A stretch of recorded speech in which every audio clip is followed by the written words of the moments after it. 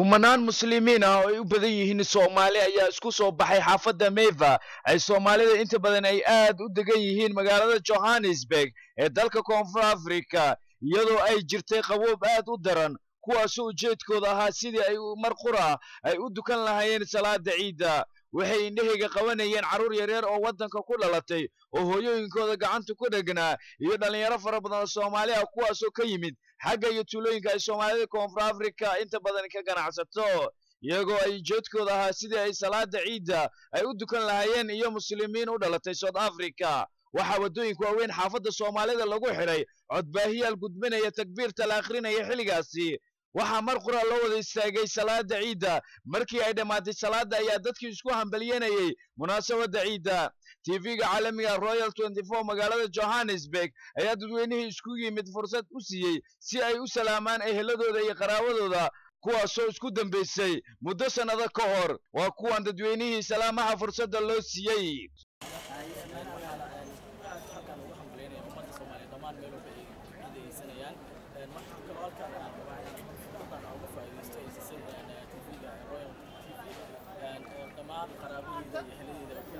Soomaaliya gaar ahaan Muqdisho iyo inta ila nool asxaabteeda oo ila nool dalka South Africa qastan magaalada Johannesburg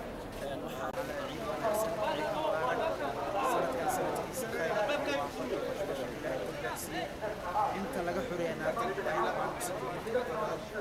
waalidiinteena iyo mashaayikhdeenna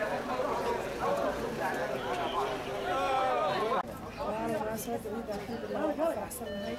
مناسبة عيد الحمد لله وعد بالفرح سنة سلام يا وليدي ولا راح يفرح حاجة حسن قال حاجة حسن بس حاجة حسن حاس كيسي الحمد لله على مناسبة عيد أكبر بالفرح سنة ما شاء الله ولا ما شاء الله